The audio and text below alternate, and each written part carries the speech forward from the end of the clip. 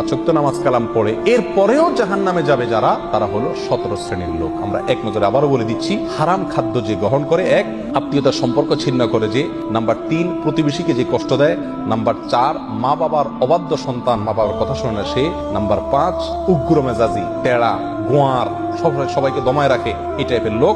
Number 6 অধীনস্থদেরকে, প্রজাদেরকে, যে সমস্ত শাসকেরা, যে সমস্ত রাজারা, যে সমস্ত রাষ্ট্রপ্রধানেরা, সরকার প্রধানেরা বা যে যে লেভেলে আছে সে তার প্রজাদেরকে ধোকা দেয় যে। নাম্বার 7 অন্যের সম্পদকে অন্যায়ভাবে আত্মসাৎকারী ব্যক্তি। নাম্বার 8 উপকার করে কারোর খোঁটা দেয় যে ব্যক্তি সে।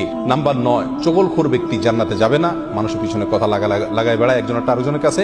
নাম্বার 10 অন্যকে নিজের পিতা হিসাবে, নিজের বাবাকে না বলে, পরিচয় না দিয়ে অন্যকে নিজের বাবা হিসাবে, পিতা হিসাবে পরিচয় দেয় যে ব্যক্তি সে।